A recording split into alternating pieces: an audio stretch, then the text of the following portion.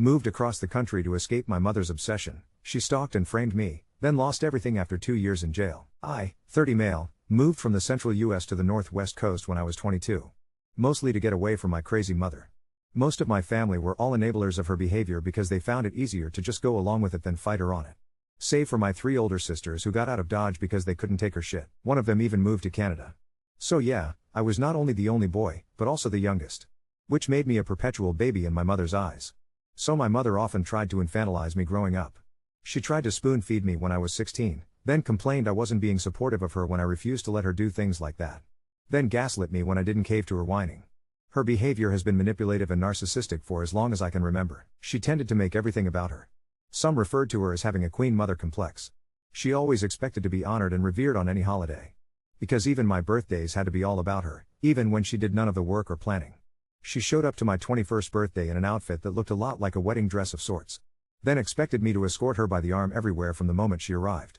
We were just celebrating in a local bar, not some sort of fancy club. So that went about as well as you can expect, and she made a huge fuss saying I was humiliating her on her day. When I remarked that it wasn't her day, it was mine. She threw a tantrum and ran out like a teenage girl who'd just been dumped at the prom. And that wasn't all. She had some other habits that were unbelievably creepy towards me. She attempted to sit in my lap a few times and said she wanted cuddles. I openly called that weird and she repeated her usual by pouting and gaslighting. When she was 45 she started openly talking to other people near me about wanting to get a facelift and breast implants to look 20 years younger. And she'd give me the side eye while doing it. But my father adamantly said he'd never pay for such unneeded things. That sparked many fights where she called him unsupportive, then would spend weeks playing the victim. We were never big churchgoers, but she'd drag my father and I to the local Mormon church on random Sundays when she wanted to try and get back at me for not enabling her. We weren't even Mormons, but it was the closest church to us. She once put me on the spot trying to infantilize me in front of an entire congregation of people after the sermon and I called her out on what she was really doing. Then I just walked out. That was the last straw and I moved out to rent a small room at a friend's parents' house for $200 a month. When I was packing to leave she was begging me to stay almost the entire time. I told her I was her son, not her husband. And I was sick of the creepy way she was acting around me. I had my own life to live after all. She just ran away sobbing and we didn't talk for months.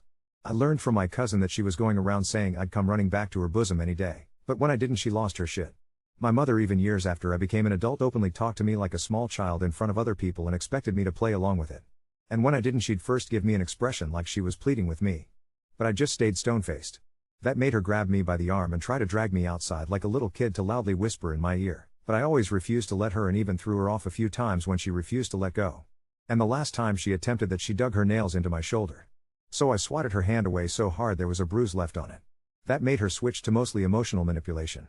We both went to my uncle's birthday party, and while there she was openly following me around and loudly talking to my aunt about the way I used to breastfeed as a child any time she was close to me, and even said she lamented she couldn't still make me do that, then gave me the pleading look again. I wanted to throw up.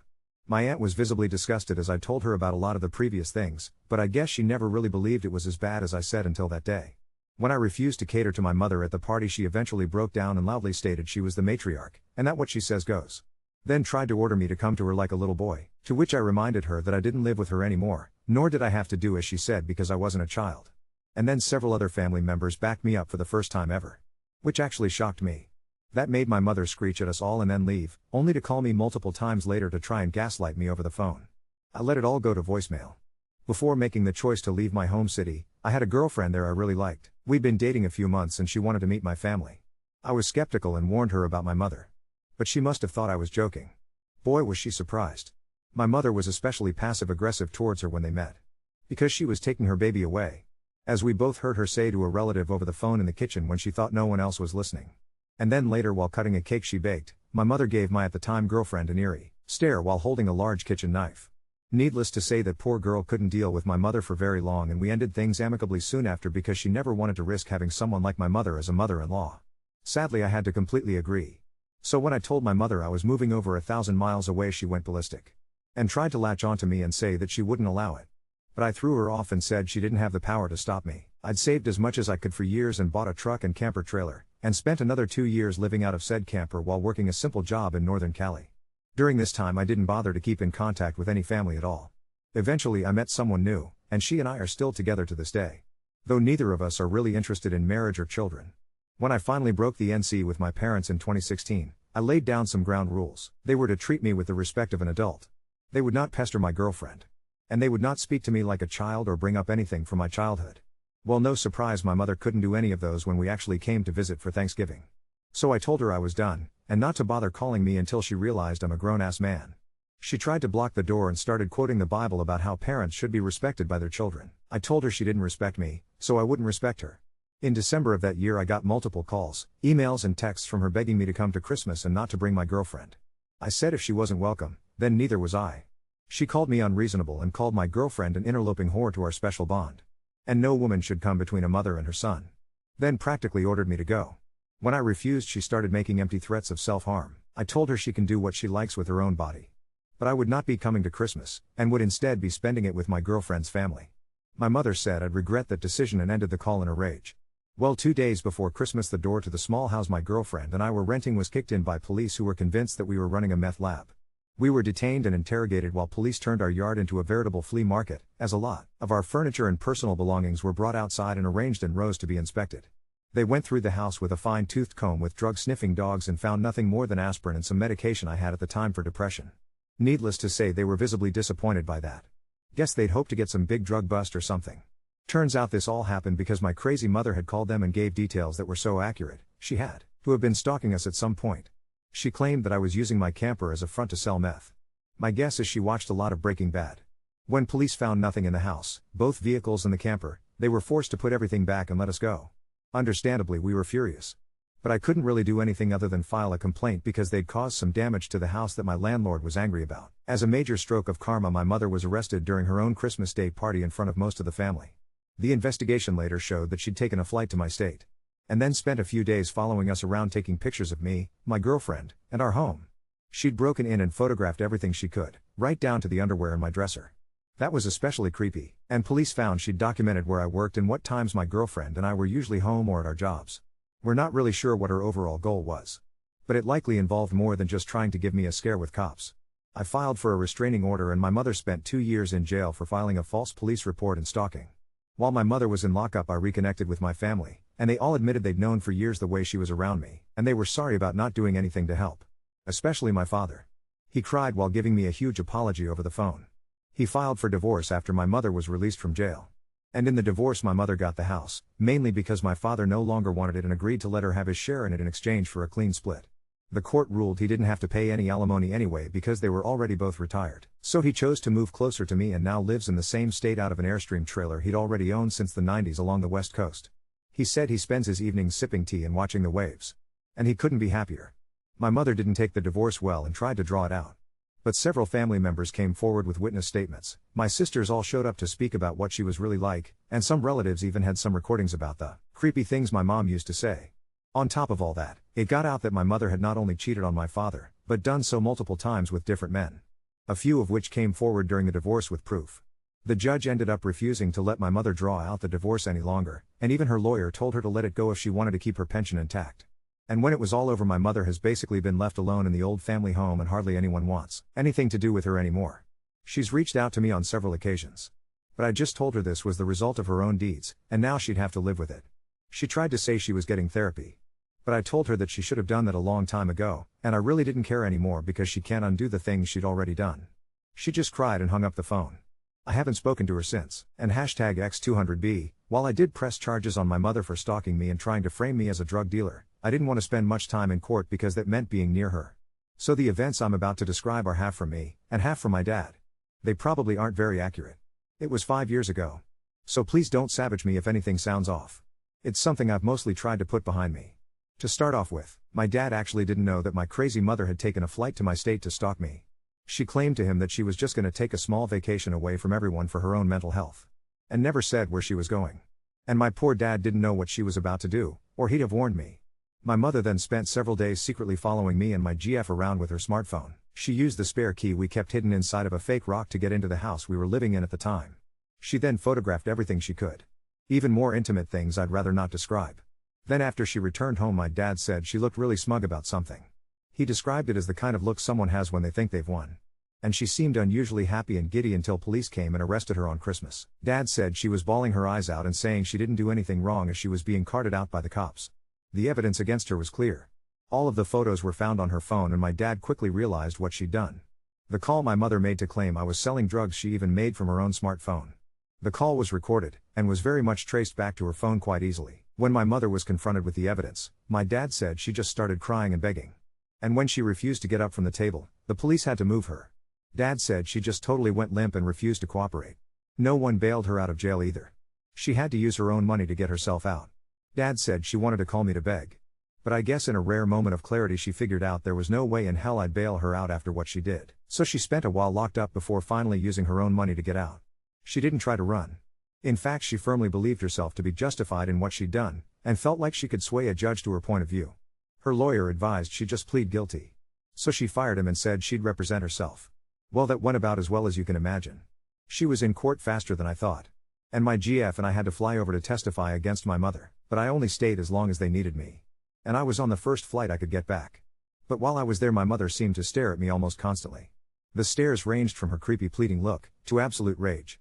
When my mother took the stand, she gave a speech about why she believed she was right. I needed to be taught a lesson for refusing to come home, and for putting some whore before her. Because she should have been the only woman I'd ever need. She also tried to keep staring at me the entire time she was making this speech. But the judge repeatedly told her not to do that. I left before the sentencing. The judge believed my mother to be mentally unwell. But when he stated this, she went off on him that she was completely sane.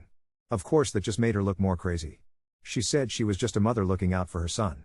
And did what she had to do to teach me a lesson. My dad spoke up and said if she was really looking out for me, she wouldn't have tried to make her own son into her second husband, or frame me for shit I didn't do just for refusing her.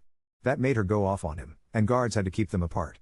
The judge was originally going to be more lenient on my mother, but decided she needed some real time behind bars and sentenced her to 2 years in prison with 3 years probation. When she was sentenced, my mother went full toddler and had a tantrum of pounding her fists and crying like a baby.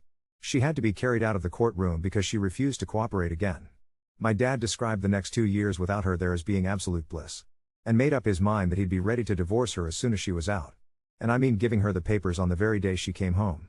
And that was the same day he left that house for good. He owns an Airstream trailer, and parked it at a friend's house. From there he spent months fighting my crazy mother in the divorce. That's when more crazy shit about her came out. My dad eventually won, and moved to my state with his trailer as soon as he could. Aside from a few rare phone calls from her, I've not associated with my mother again. And neither has my dad. He spent some time just living as a retired man on the coast, but then decided to get a simple part-time job in a fish cannery because he was bored. He says it pays the bills. And he's made a lot of friends. He's happy. And I'm happy he's happy. I visit him on weekends when I can. My mother, though, I've not spoken a word to her in 2 years. Any number she ever used to call me with after court was blocked. I am done with her. Edit, forgot to mention. When I took the stand against my mother, I spilled my guts on all the creepy shit she did to me. All the stuff from my first post came out and I had to make myself stop. Everyone but my mother in the courtroom was openly disgusted. And my mother just started ugly crying the moment all eyes were on her. The part where I told everyone she'd called my GF an interloping whore to some imaginary special bond she perceived us as having really struck a nerve as I became furious just speaking of it. My mother defended herself and tried to say we did have that borderline incestuous bond, but I stated that was all in her head and always was. That made her have a breakdown and court had to be ended for the day soon after that. I wasn't needed there anymore and flew home with my GF that very night. On my 21st birthday my mother tried to act like she was my bride. This is a roller coaster. Anyone who's seen my original post knows the level of infantilizing insanity my mother had towards me. She practically wanted me to be attached to her hip, and wanted me to be perpetually a child. This is only one of the many nasty things she did. I don't intend to make many posts. But this story I feel like I want to get out separately from my original post. It was late 2012. And I was turning 21. I was the last person in my friend circle to reach that age. So we decided the best way to enjoy my birthday was to have it at a local bar. My mother didn't like this idea because she didn't think it appropriate. But the rest of the family told me to enjoy the day the way I'd like. So I decided the bar was what I wanted. My mother did call me a few times asking me to change my mind. But I wasn't gonna. Every single birthday I had while living with my parents my mother made all about her.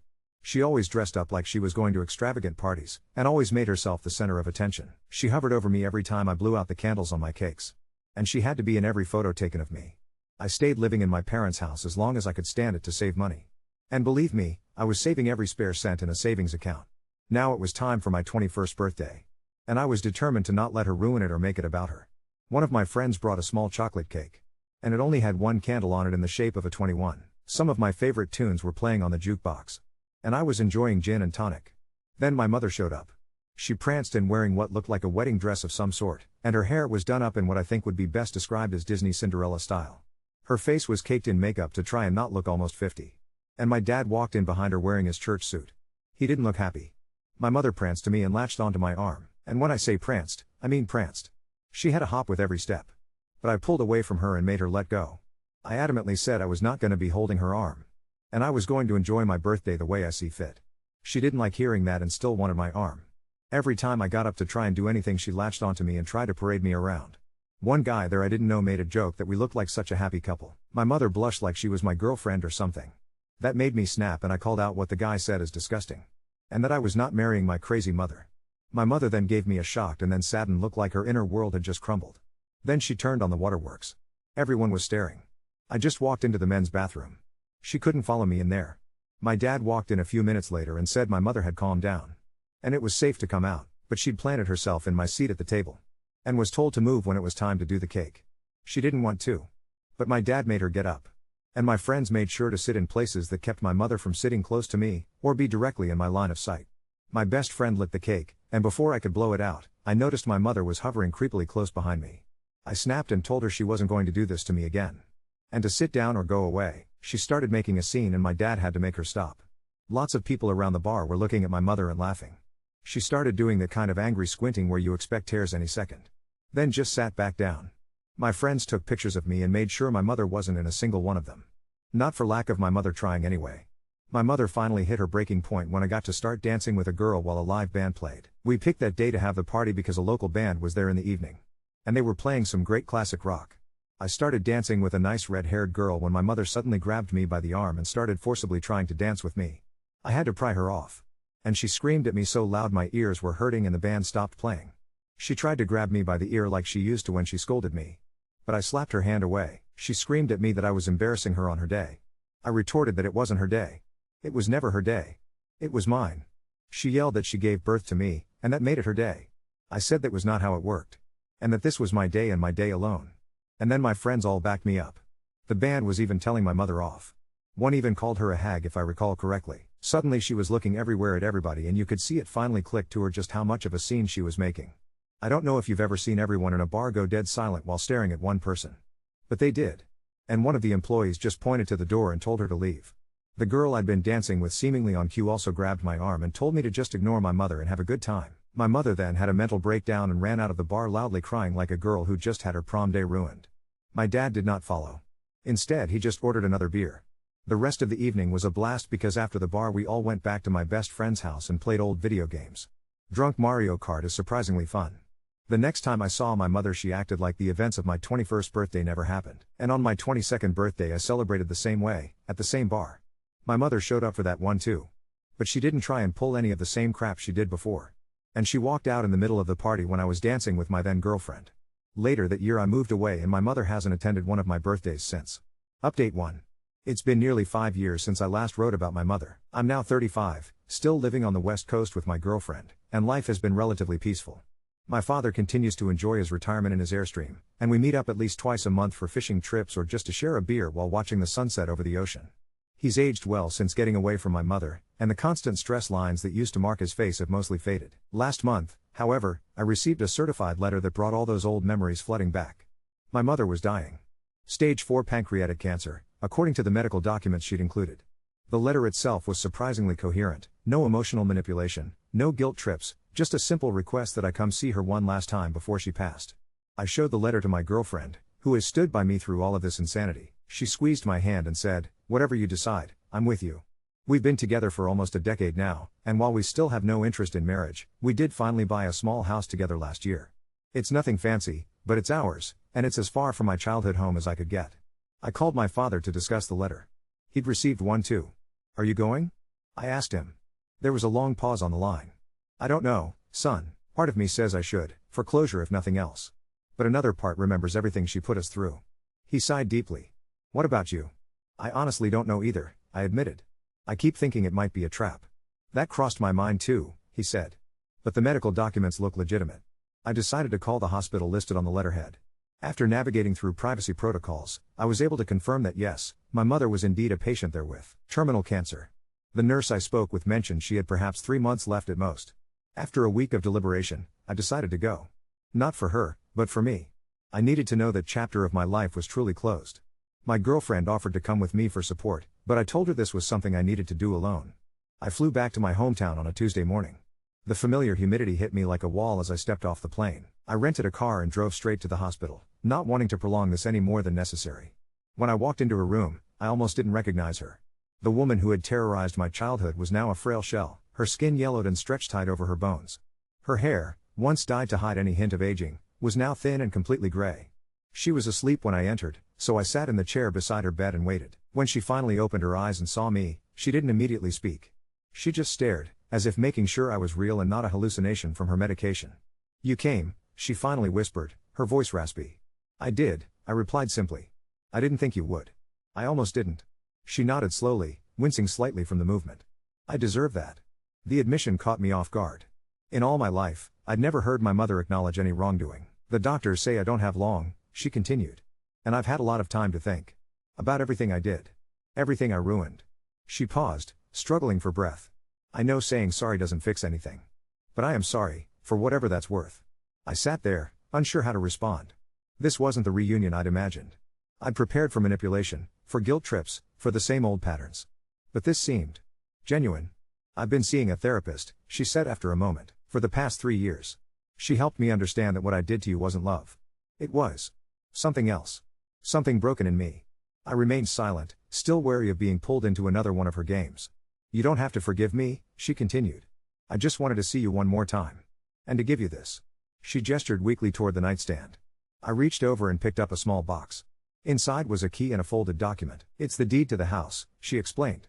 "I've signed it over to you. Do whatever you want with it. Sell it, burn it to the ground. It's yours now." I stared at the key in my palm. The house I'd grown up in, the site of so many painful memories, was now mine to dispose of as I saw fit. "Why?" I asked. "Because it's all I have left to give. And because I know how much pain that house holds for you. Maybe getting rid of it will help." We talked for another hour. She didn't try to touch me or make me stay when I said I needed to go. She just nodded and said, "Thank you for coming." As I reached the door, she called my name one last time. "I want you to know," she said, "that I'm proud of the man you became. Despite me, not because of me." I left the hospital feeling strangely hollow. I'd expected to feel something more definitive, anger, satisfaction, perhaps even vindication. Instead, I just felt empty. I drove to the old house, using the key she'd given me to enter for the first time in over a decade. It was exactly as I remembered, yet somehow smaller. Photos of me still lined the walls, frozen moments from a childhood that never felt like mine. In my old bedroom, I found boxes of my things she'd kept. Old school projects, toys, even the clothes I'd left behind when I moved out. It was as if she'd preserved everything, waiting for me to return. I spent the night in a hotel and called my father the next morning. He'd decided not to come, and I couldn't blame him. "How was it?" he asked. "Strange," I replied. "She seems different. Like she's finally realized what she did." "People sometimes find clarity when they're facing the end," he said. "Do you believe her?" "I don't know," I admitted. "But she gave me the house." My father whistled. "What are you going to do with it?" "I'm thinking of selling it, maybe donate the money to a charity that helps victims of parental abuse." "I think that's a good idea, son." I returned to the hospital the next day, half expecting to find my mother back to her old self, the apparent remorse just another manipulation tactic. But she was weaker than the day before, drifting in and out of consciousness. When she was lucid, she asked about my life, my girlfriend, my job. For once, she just listened without trying to insert herself into my narrative. She didn't ask me to move back, didn't try to guilt me for leaving. She just wanted to know that I was happy. I stayed for 3 days, visiting her each morning. On the 4th day, as I was preparing to fly home, I received a call from the hospital. My mother had passed away in her sleep. I handled the funeral arrangements from a distance, working with a local funeral home to keep things simple as she had requested in her will. There was no grand service, just a small gathering of the few relatives who still kept in touch with her.